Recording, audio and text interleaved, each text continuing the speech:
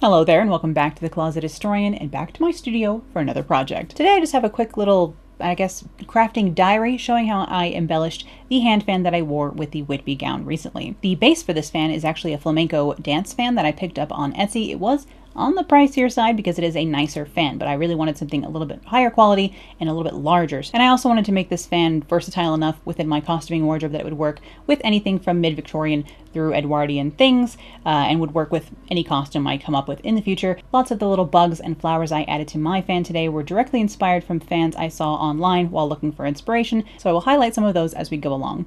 There are a lot of extant examples of black hand fans from this general time period, the latter half of the Victorian era into the Edwardian era, that do feature black silk and black lace, which made me feel confident in using this black fan as a base. Although this fan leaf does feel like cotton to me as opposed to a fine silk. I'll just be using acrylic craft paint today, and I'm just going to mix up a sort of olivey green color to start with.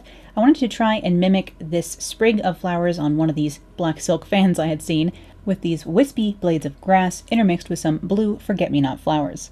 Now, something to keep in mind when looking at these extant hand fans is as soon as you zoom in, these are actually rather simple shapes and rather simply painted. I'm assuming that, there was kind of a factory system going on here where there were many fan leaves cut ready to go, and then ladies would sit and paint them all day. So they were doing this repeatedly over and over again, unless there was like a specific commission or something like that. I assume it was done in a similar way to how porcelain was painted at the time. There were a lot of hand painting small flower jobs in the past. And honestly, if I had to go back in time, trimming hats or painting tiny flowers on things would be my two top, jobs I would want to have.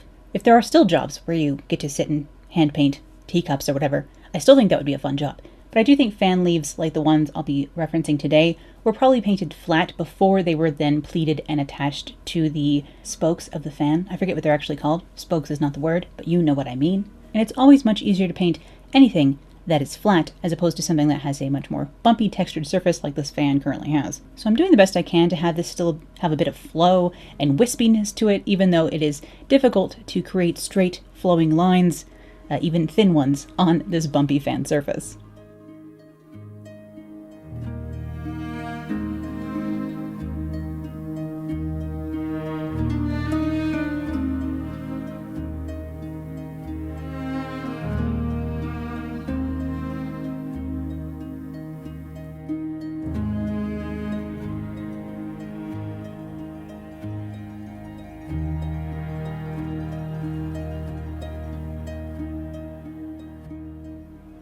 But once I have some blades of grass going on here, I'm going to start painting in my forget-me-not flowers, little curls of these that are all in one branch.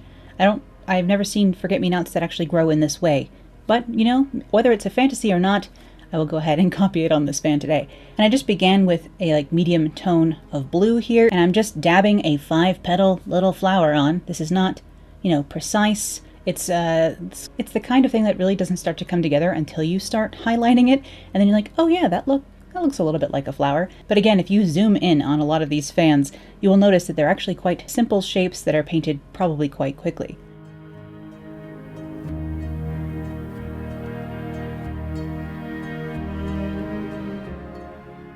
So after I paint in my blue flowers, I will go ahead and just mix a little bit of white into that paint and dab half the petals on each flower in that color, and then I will finally highlight 1 or 2 petals on each flower with the lightest color of blue, just mixing a little bit more white into the paint. And I will link you to my Pinterest board below where all of these fans are kind of intermixed with the rest of my crafting inspiration images, and I will link to the specific fans I reference in this video in the description below. Some of them are actually for sale over on Etsy, so if you're in the market for an antique hand fan that probably can't hold up to use but would be a gorgeous thing to display, you could potentially snap one of these buddies up. Still mimicking the antique fan to finish off my forget-me-nots, I added a small circle of white paint in the center of each of my flowers, and then a tiny, tiny dot of red in the center of the white circle to finish these off.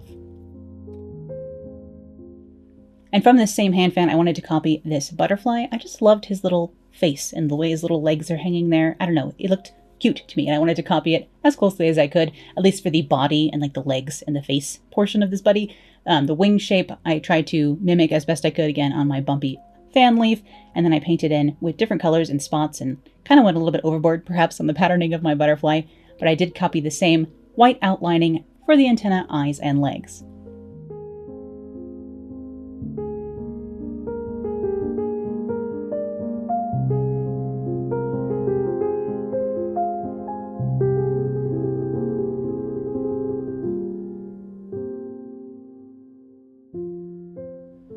can see here I drop my paintbrush and I get a white splotch of paint up here. So I went ahead and turned that into another small butterfly, because that's how we fix things when things go wrong. Luckily in this process, because I'm painting something quite loose and naturally inspired anyhow, I just turned that accidental splooch of paint into another butterfly.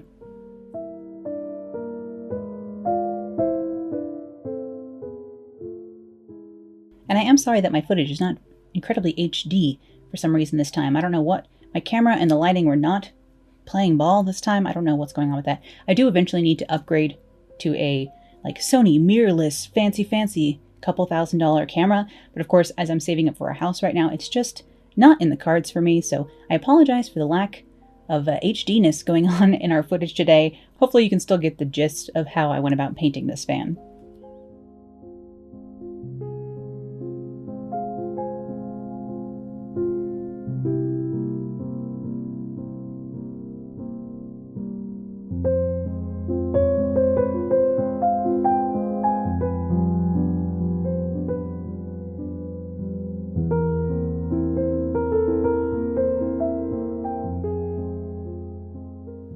But most of this first third of my fan today was inspired directly by this antique black silk fan that I again do have linked in the description below. And for the center of my fan, I'm going to add in a small sprig of pansy flowers. And these were directly inspired by a fan that is housed at the Museum of Fine Arts, Boston. They do seem to have quite strict copyrights on their images, so I'm not going to include that one for you. You'll have to check it out in the link below, but I was copying the pansy flowers I put here in the center from that fan, which has sprigs of pansies all along the fan leaf.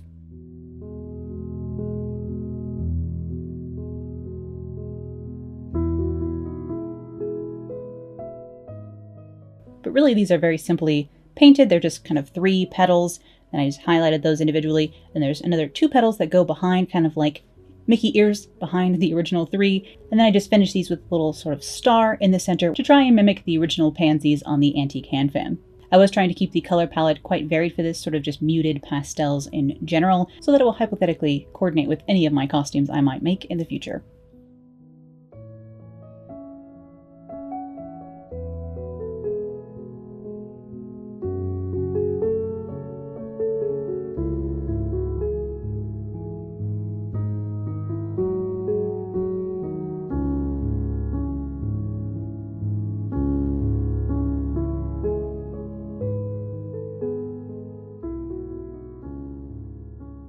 I hope you don't mind a few more subdued, shorter videos this week. Of course, I am coming down from my giant Whitby gown project and gearing up for all the things I have coming next. I do have a couple more lookbooks planned and several more evening wear leaning projects involved in those, so I do promise there's a lot more brewing in the background.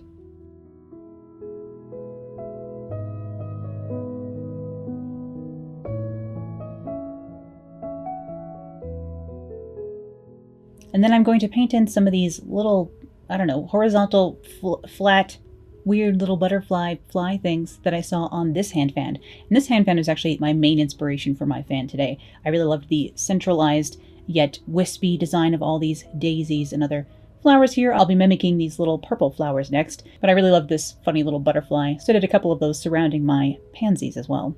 But mimicking those purple flowers, I just drew in a couple of longer stalks with their funny little shapes of leaves and then branched out the top of these. So I could tap on that cluster of purple oval-shaped petals at the top of this.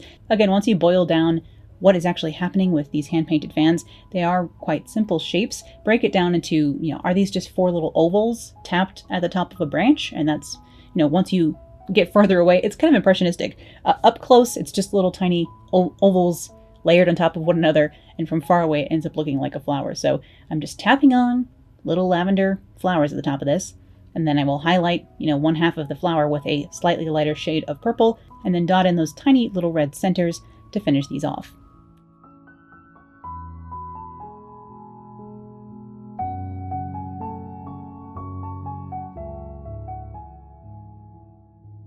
I was slightly changing up the shade of green I was using for the stems and leaves of my flowers here, just so that I had a variation between more of a yellow-green and blue-green going on in this fan, because of course I wear a lot of green in my regular wardrobe and in my costuming wardrobe, so I wanted to be able to pair this fan with both more yellow-toned gowns like the Mandragora, but also with more blue-toned items like the Cicada gown.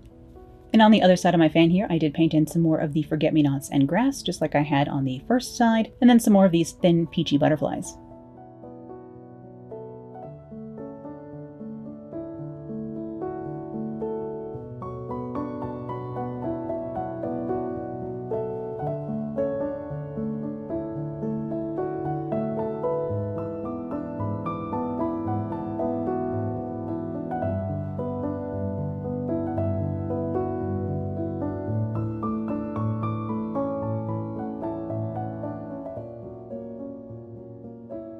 I'll fill this last little section in here with some more of the purple flowers like I did on the other side of the pansies, just to sort of mirror that. This ended up being a little bit symmetrical in the choice of flowers, if not the actual design itself is not perfectly symmetrical. Each grouping of flowers is completely new and on its own. For example, I'll do 3 stems here as opposed to the 2 on the other side, but just keeping the general idea of where the color falls on the fan leaf slightly mirrored.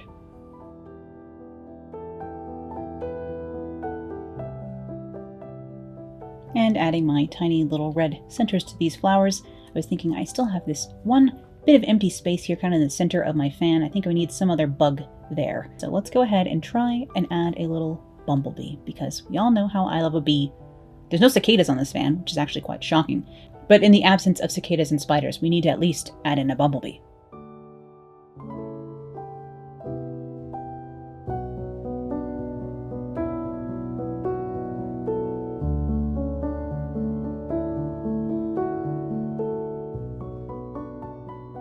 And I tried to use the same sort of eyes and leg technique that I had used for the butterfly on the other side for this bumblebee as well in red, and I feel like it worked out quite well.